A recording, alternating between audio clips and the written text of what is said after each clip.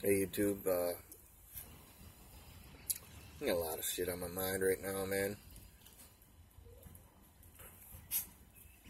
Especially today being Dad Day, you know. Thinking about my dad. What a real piece of work that was, right? And I apologize, you know.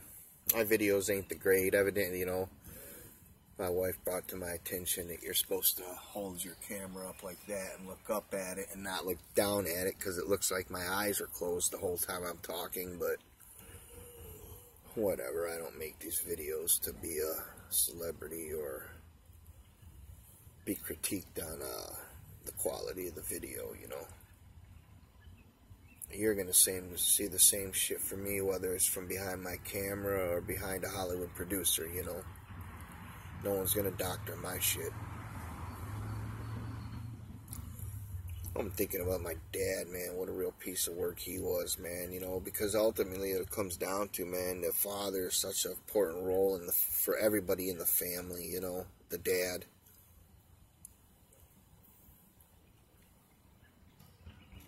You know, I remember I got caught smoking, you know, when I was about 10 years old. You know, I was stealing their cigarettes. You know, that's back in the 80s, you know. People bought cartons of cigarettes. Or else Dad, or that's when Dad could send, you know. You're 7, 8, 9 years old, and Dad say, hey, go down to the Camel Jockey and get me a pack of cigarettes. You know, the Camel Jockey. It's back in the Arabs, you know, I think around 75 is when they really started coming over here. You know, so who do you think, you know, back in 75, the year I was born, you know, one of them guys, you know, convinced my mom that he loved her, right? So, you know, he catches me, you know, well, Dad don't catch nobody doing nothing. Mom caught us, you know. And she didn't catch us in the act. She started realizing cigarettes were missing, you know. So, with that,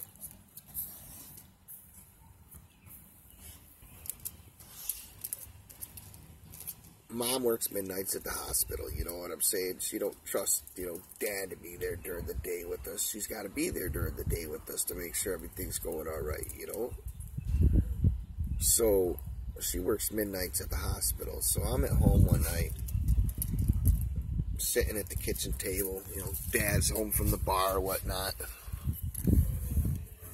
He's just sitting at the table, relaxing, whatever. And I'm sitting there, and he's like, I don't. So your mother tells me, you know, you guys are smoking now. You're smoking now. Well, shit, I'm scared, you know. I got caught. I know Mom ain't gonna do shit, you know. I'm sorry. Let this dog in. Good girl. Go on in. Yeah, Mommy.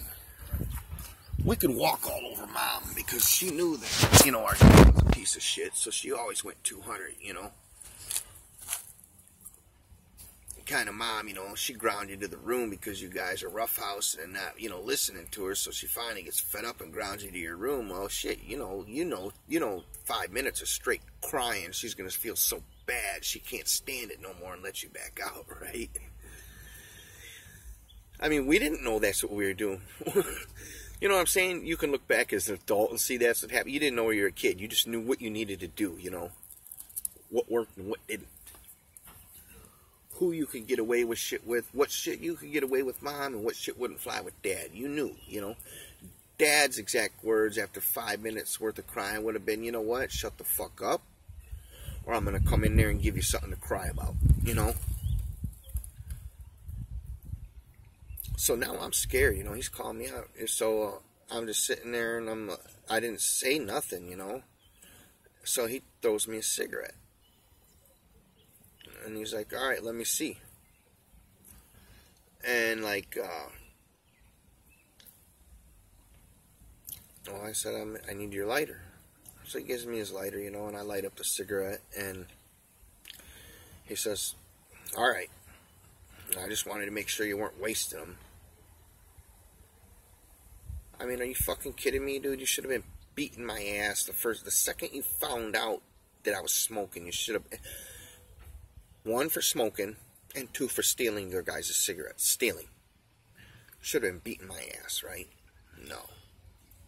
He wanted to make sure I wasn't just not puffing on them and not inhaling, you know, that I wasn't wasting them. What a fucking sorry motherfucker, you know? Or when I came across this porn stash, you know? And let me tell you, man, that's just dangerous. It don't matter if porn ain't in your house. If there's somebody that's got it in their house within a 10-mile radius, it might as well be in your house, too.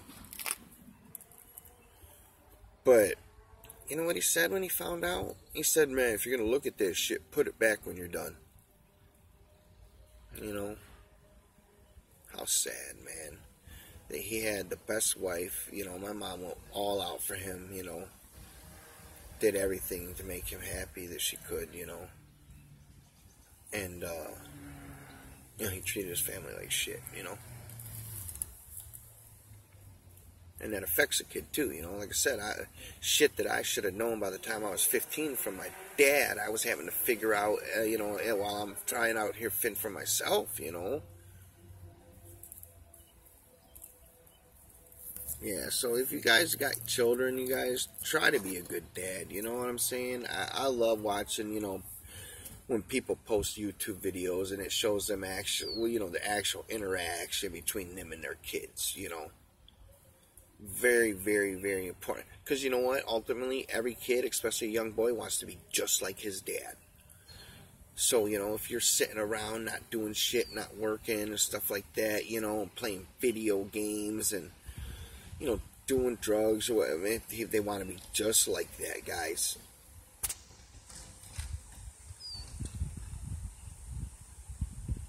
I'll tell you, I don't play games, man. When, you know, like I said, my dad should have been beating my ass, not telling me. He didn't want to make sure I wasn't wasting them, you know. What kind of fathering is that? And I tell my friends, you know, a lot of times, you know, I'll have people that want me to babysit their kids or whatnot, and I'll be like, well, you guys know the rules, you know, how I roll. I don't play those games, you know. You might not be able to bring it to yourself to discipline your kid, but that shit ain't happening on my watch, you know. And I will put my hands on them. I'm letting you all know that right now before you even, you know, want me to do this. And, you know, my one buddy, he laughed. You know why he laughed, man? Because he knew that I was doing for his kids what he himself couldn't do, you know. And these kids were fucking animals. You know, the type of kids where you could park an M1 Abrams battle tank in their backyard and those kids will have it ripped apart by the end of the day. Because you know why? These kids have never been told no.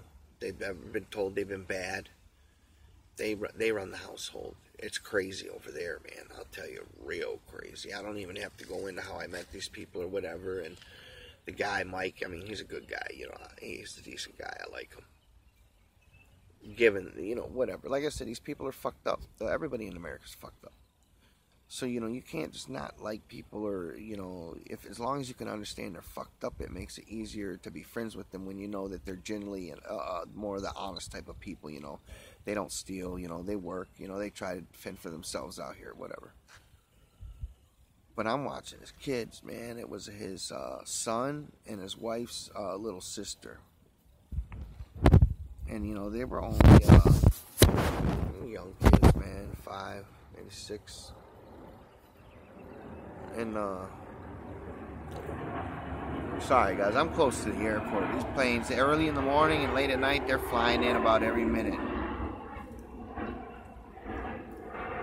But, you know, I always do shit. You know, I got a real great relationship with kids, you know, because I'm just not that, like, if I got a babysit, I'm not the dude that's just going to sit on the couch watching TV while they're watching something they don't even want to watch or, you know, off the whatever. No, I got projects and, you know, whatever, you know, maybe read them a book, or if they got homework that needs help with, you know, I got shit. We stay busy, right? So, you know, they asked me, hey, can we go out in the backyard and play? And I'm like, no problem. Go out, you know, don't leave the backyard, and don't hurt each other, and don't do nothing stupid, you know. So I had brought in a watermelon over there for the kids, you know, to share with them and stuff, you know. So I said, you guys want some watermelon? And they're like, yeah. I was like, all right, come on in. So I came in, I cut up the watermelon, and, you know, they sat at their little table they had in the kitchen, the kids' table with the chairs, and I was like, all right, you know, I was like, look, guys, I got rules. You know, your mom and dad ain't here right now. number one, your food stays at the table. It doesn't leave the table. I don't want to find that shit in the couch. I don't want to find it all over the floor or wherever. In the living room, no. I was like, your food stays at the table. Now, when you're done with it, you guys can go back out and play. And I was like, you don't have to finish it. Just when you feel like you don't want no more, let me know and I'll clean up, you know. So they said they're done. Can they go back out and play? And I'm like, yeah, go ahead. So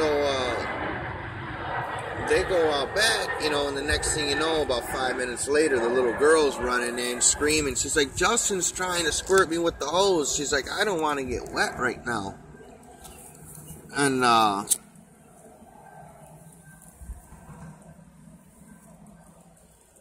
you know, so I go and I say, hey, Justin, man, I was like, look, you know, she don't want to get squirt by the hose or get wet right now. And I was like, a matter of fact, I was like, I don't even know if your mom and dad want you guys playing in the water right now. So I was like, I think it's best that, you know, your mom and dad, they ain't going to be gone too much longer. You know, they just went grocery shopping. They'll be back here soon. And if you still want to do this, you ask them, you know. He's like, you know, he's got the mean look on his face. You know, like I said, no one tells this kid no. You know, this kid runs this show over there. You don't tell him no. He does what he wants. Because he's 6, right? Big boy. So, you know, he puts the hose up and shit with a shit-looking grin on his face. And so I go back inside. Well, you know what? No bullshit. As soon as I went inside, he turned that hose back right on. And now he's going to squirt her. He's going to follow through, you know. Because he does what he wants. You know, he says what's going to happen. So she runs inside soaking wet. He squirted at me. So I went outside, man. I walked up to him. And I smacked him right upside the fucking head, man. Bam. Oh, now, man. Now you should see the look this kid gave me. The look of death. He wanted to kill me. You know what I'm saying? Well, guess what comes after that? Number 2. Whap! Right upside his head.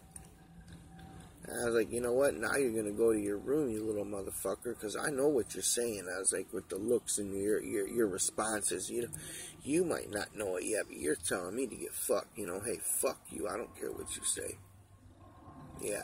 It didn't work that way for him this time when I was babysitting and watching him.